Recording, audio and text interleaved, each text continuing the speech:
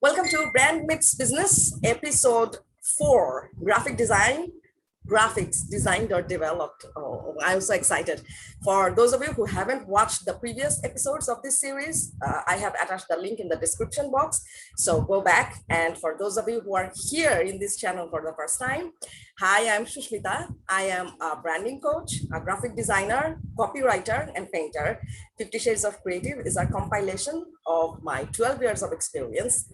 I am here to make things easier for you, simpler for you, and to make sure you don't make the mistakes I did. And in pursuit of correcting mistakes, we came across Michael Ellis, the cool guy, my buddy, who is a business strategic expert, a marketing expert, an author, and an entrepreneur, of course. And we are here breaking down all the misconceptions we come across. Michael, thank you for joining us here again for our episode 4. It's a pleasure being here. Always is. Episode 4, man. It's I can't believe we've done 4 episodes already. Yeah, and I just don't want to end. For those of you who haven't watched already, please go back and watch our last episode. It was really heartbreaking that we had to end that. And as we promised, here we are. Today we are talking about graphics. And we have mentioned previously that oftentimes when I'm a graphic designer, people think that I am doing all the marketing and digital ad campaigns. And we learned that in our previous episode that Michael has some weird encounters as well. Right, Michael? Yeah. It's like the opposite. So they believe that we just do graphics design. Yeah, so for some reason here, I mean, we know we are different, but somehow people perceive us as the same, which is a good thing. I think we should be our own community. I see it that way. On our second episode, when we were discussing websites, there was a large part of our conversation that was dedicated to design. Do you remember that, Michael? When, we came across that, are we old? Either we are old or something trend is going on, we don't understand. And yeah, we decided that this should be an episode all by itself. And also in our last, in that episode, when Michael broke down the process, are we there?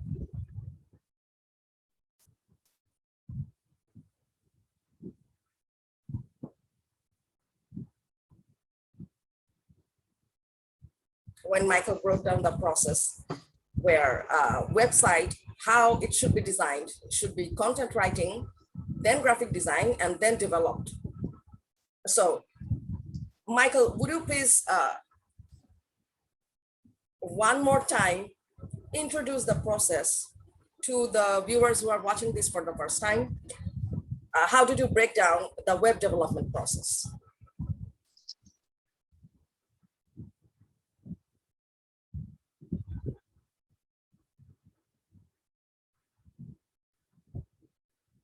Are you there?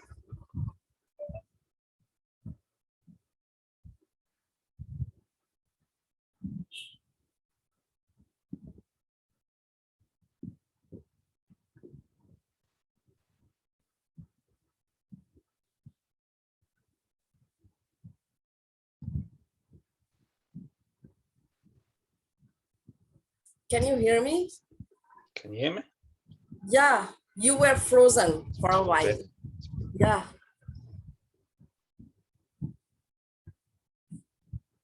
I'm just right. We have full bars back again, so I should imagine that should be okay now. Is it fine? Yeah, now it's okay. Right. So the question you asked, explain the website design process. Yeah, how you broke it down, and we are discussing graphics, but I think it would be helpful if one more time you mention how you broke it down, the web development process. Yeah, so I mean, lots of companies do it quite differently. But when we're talking about a bespoke personal website development for somebody in the high ticket place, well, a little bit more care and attention is needed. Then it should, the process should go copywriters, graphics design, and then web developers. And the reason why I come to that conclusion is majority of the times it's the copy that's doing the hard work.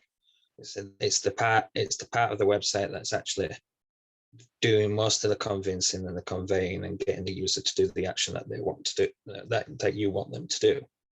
The graphics design is then there to enhance that and make that stand out and be better and pleasing to the eye without being overwhelming. And then finally, the developer or the development team needs to make it needs to create it into a functioning, working website. That's how I see that the web development process and not done from templates and cookie websites. That's actually, when we learn it, it makes sense how it should come along. And again, I strongly suggest that you all watch the previous episodes. And on our last episode, we discussed how the writing should be. Is it more creative or more functional? So same goes for design to where we land today. When we talk about graphic design and when we talk about website design or any kind of graphics, for me, from the end of brand, I would say that everything should carry a signature appearance. So when I look at Michael, or like I said previously, when I look at a person, there are some features that we notice. So when we find someone who looks very similar, they remind us of that friend. How many times has it happened to you? Any of you that, that person reminds me of that person. Maybe they don't know each other, but how do you know? There are some very prominent features that that triggers that memory in your brain where you think of the other person. Same goes with brand. You can model brands, like we all have to at some point. We learn by modeling. But when you think about position, your future position, which is the first. Let's just take a stop there, because you said something just right there in the middle of that is we all learn from modeling, and I don't think we've actually mentioned that much in our series, and it's something that we should really just take a step back and just point out here, like, don't just come into this world and know exactly what you're doing, how to do it, and what to do. The best way and the best advice that I can give to anybody when learning anything in life is model somebody else that's doing it correctly. Yeah.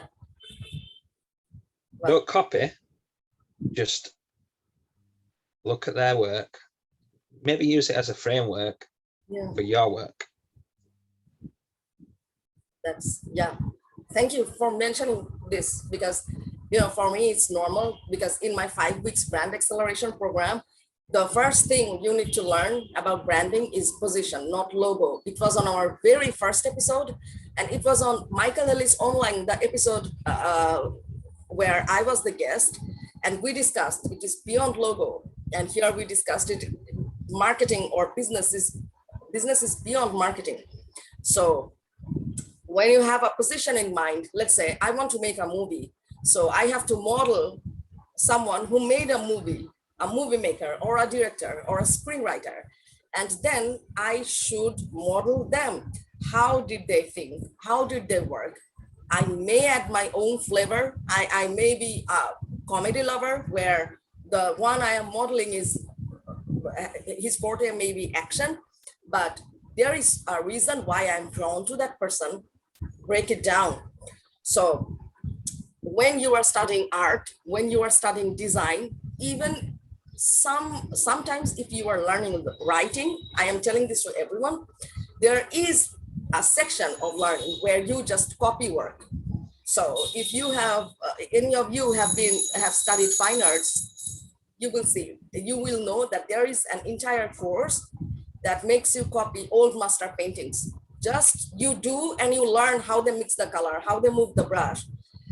When you are doing design, it's the same. Just copy McDonald's logo. Just copy this. You will know how to create the typography, how to break down the font, how to create the color palette. On writing, it's the same. So if you are doing business, it's you have to model someone. I think, Michael, you will be you can give us more prominent direction about how do we model a business. Although this episode is about design, but we can always make one more. So how do we model a business? How do we model a business? What, just a whole entire business? Well, the thing is, one thing I would say is like, when modeling a business, it's slightly different. Yeah. To modeling creative works or works where the result you're after is similar with the work. With a business, modeling a business is a good idea and a bad idea. So modeling aspects of a business is a good idea. Modeling the whole entire business or from one entire business is a bad idea. And the reason why I say that is because a business or a product or a service is there to do a job for a person.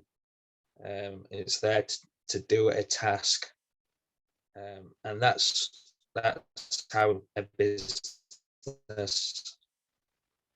gets paid, essentially by completing tasks for the customer, or completing jobs by what means is done.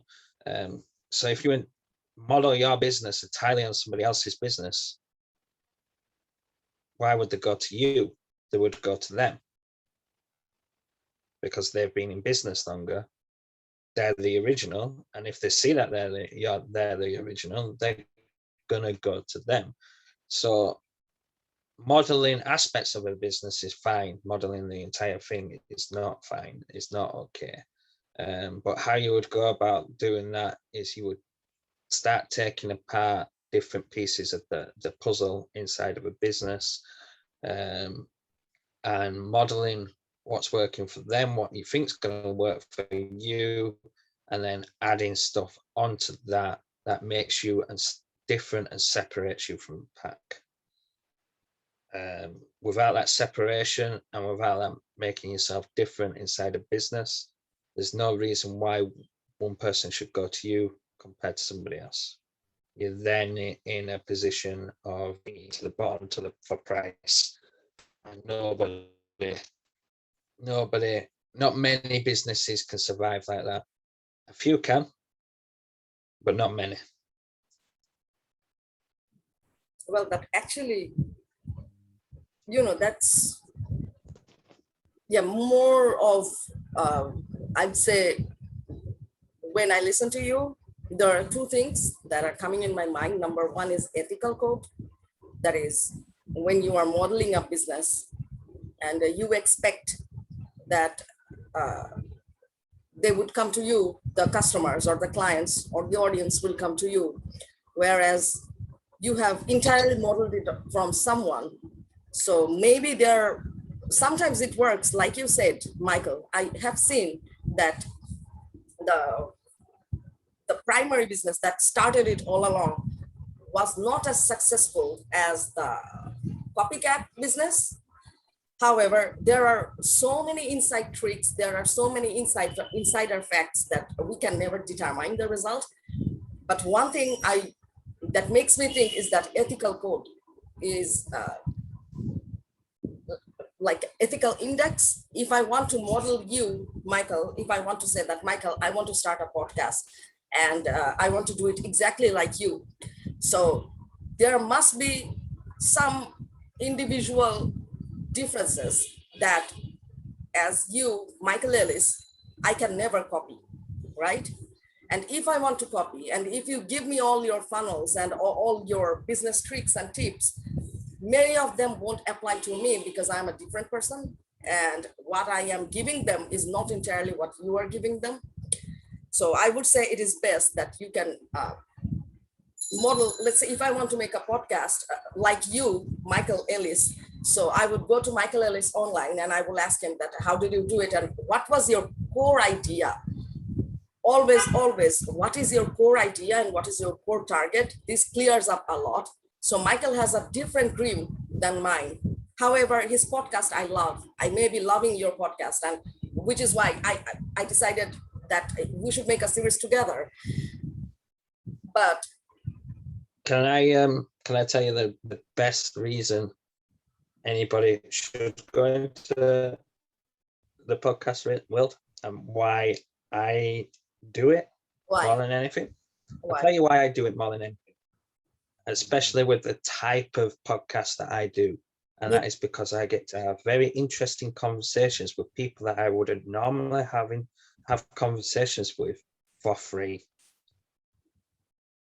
And then I get to put it out there as my content for free. It's not fair. For those of you who don't, right, before making this series, we had long calls for hours and Michael kept it from me. Why didn't you tell me this?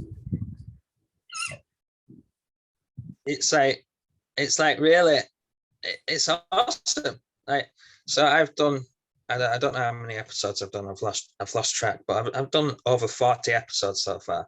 That's 40 conversations with different people, different experts in their field that I wouldn't have normally had, that I'm learning directly from them via asking questions. That's for my audience, but really it's also for myself. Okay, those of you who are watching, I don't know about you, but I am very intrigued right now. Like, what am I doing? I should make a podcast. You see, this is fun. Okay, so since our episode is about graphics, let me trail back. Yeah, tell me, Yeah. Saying something, Michael? No. Let's move on. Let's move on to the actual episode and talk about graphics like we should be doing. Yeah. So when you say model, one part is when in my brand acceleration, this is the third part. Graphics comes in the third step. So number one is position, your target position. Number two is your target audience or your customers or your clients. Number three is your visual identity. And then comes graphics. So there is a misconception when we say graphic design, or when we say, yes, I do Facebook ad, or yes, I do web design. So oftentimes it is confused as development, like make me a website. I don't exactly make a website, I design the template. And when we are talking about graphics, is it designed or developed? Well, you develop from a visual identity. So as in, if I talk about Michael Ellis, so I would say, the cool guy and your haircut and your beard. If I just put this in place, that may be very well an individual logo. However, logo is not the only visual identity you are given. Every design and every visuals you are presenting to your audience must have that element that every time they look at it, they're engraving those elements in their brain. So in the long run, whenever they find something similar, they think of you. And this creates an impulse in their brain. This is very important because oftentimes if they see something similar, just like, if I see someone, hey, you look like Michael Ellis because you are engraved in my head. That's what happened. That's the point of visual identity. That's how, of course, there are color codes and everything, what means what, but you should always be consistent. And when I talk about website design, I know that these are the basics. And I also know that, Michael, you are not a designer. However, when you develop a website and when you develop visual identities from nowhere, what are the things you consider?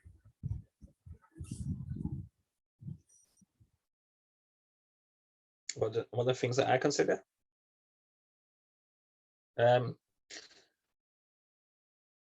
So what I can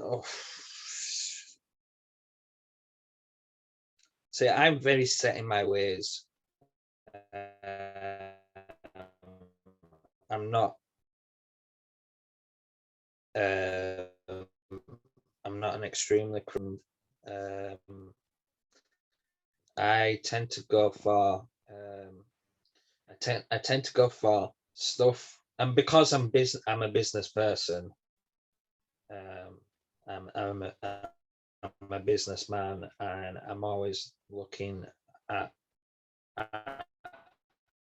things subjectively in a way that makes sense for conversion, and means that when it comes to graphics design, I stay away from extremely fancy stuff where it can confuse the mind.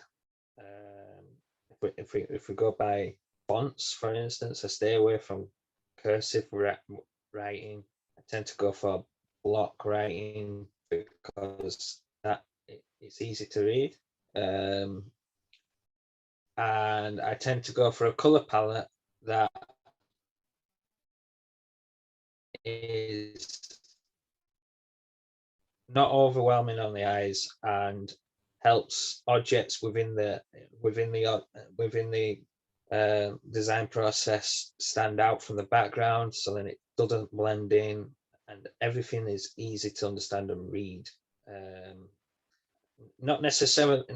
I'm not even talking about the text that's on the image. I'm just saying everything about the image is easy to read, and everything pops off and stands out in its own individual right.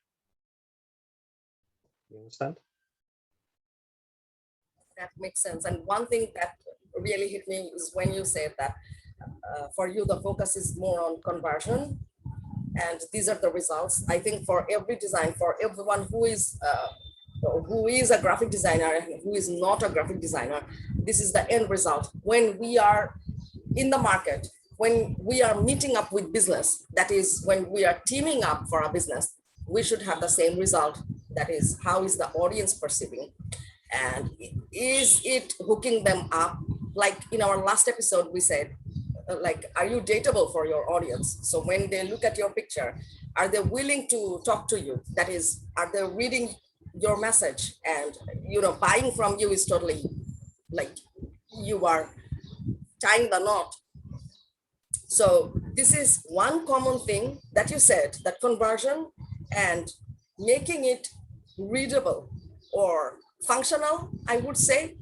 Design, art is for creativity. Art is to make you think. But when we are talking about graphic design, this has to be functional. Don't you agree, Michael? More on the...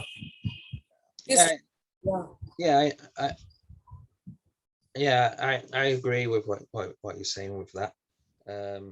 Art is supposed to be decorative. It's supposed to make you think. It's supposed to go, oh, that looks nice. Look at the way the stuff bend and gel together, and it all blends in nicely. And okay, it's beautiful. But when we're talking about graphics design, no, it needs to display your message. It needs to get that message out there. And if it doesn't do that job, then it's failing at its spec. However, there's times when cursive writing looks fantastic in graphic design. It does have its place sometimes. It's just majority of times, I would say probably not. And especially during the beginning stages of a business, you want things to be recognizable and easy to read. I would say when you say that sometimes cursive looks fantastic, and there's typography, and there are a lot of forms of graphic design that actually requires creative input and creative dedication. I would say that this depends on the audience. If I am targeting very high-end clients who have a taste for the finer luxuries in life, for them, I can combine very stylish yet clean and posh design at the same time, because I know this is the one that triggers them, where there is style, where there's luxury, and not loud. Please remember, I am not talking about loud colors. This we discussed in our previous episode that the maximalist went wrong. Go back and watch it. So it all depends on your target customer. For me, I am a very big fan of narrative images, as in, yeah, tell me.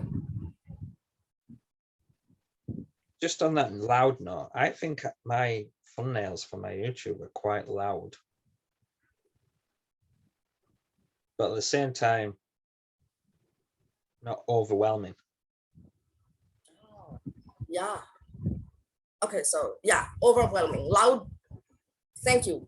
So I don't overwhelm. Again, we are coming back to that. When I said loud, I meant overwhelming. Loud colors, that is very, strong, on the warmer side of every tone, on the warmer side. Go back to the previous episode and watch. So when you put many warm shades together, my eyes burn like it is supposed to.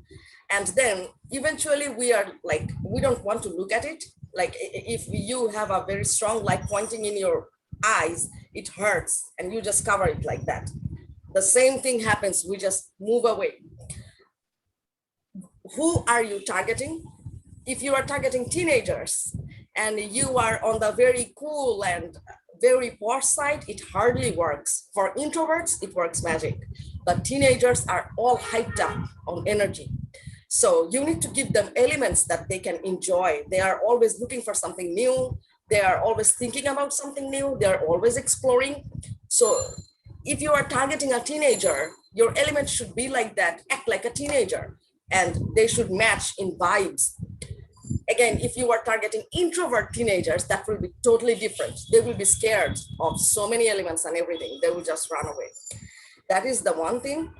But yeah, about, thank you for correcting me, Michael, when you said overwhelming. So could you please break down that concept? You do this first, because, previously I did it first. Now you break it down, the concept of overwhelming design. Overwhelming design is when there's so much going on that your brain just cannot process the information. It just cannot process what's in front of it. When there's colors that are very similar together, and nothing's standing out from the background, your brain just mashes it all up. Right. So the reason why, let's go a little bit further into it this time. Let's go why it's overwhelming to our eyes. So there's two different types of overwhelming to our eyes. There's this type that you're talking about, which is, as you say, loud, which is, it's that much of a feast for your eyes that it hurts to look at it. There's that much going on that it's painful to look at it for a period of time. But there's also the overwhelming where it all blends together and nothing kind of stands out from the background. That can be overwhelming too for your brain. And the reason why it's overwhelming for your brain is because your brain or your eyes don't pick up everything that's going on in the visuals. In fact, most of the stuff that you are actually seeing around you is processed by the brain and creates that picture inside your brain. It's not, you're not seeing most of the stuff around you. So it's just your brain's actually processing it. So when a picture is overwhelming on the other end of the scale, where it's kind of it's kind of all mashed in together, and the colors are that similar that they're not standing out, nothing's popping off the background. Your brain's trying to work out what that picture is. Your brain's trying to display that picture to you inside your head, and your brain can't work it out. So that causes your brain to overload, not necessarily, and it causes it to struggle. So there's a fine line of what's overwhelming and what's not overwhelming. And that fine line can be crossed a lot of the time without you realizing, because what you see inside your own head, yeah, it is very much is different from what someone sees. It is very much programmed. Like in some culture, you will see they have a certain pattern, which is totally okay. In some other culture, that will be like way too much. It happens.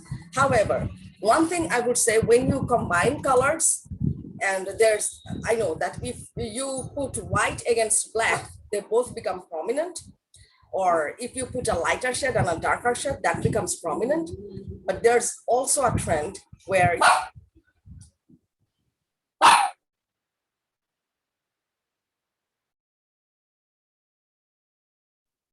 I'm sorry,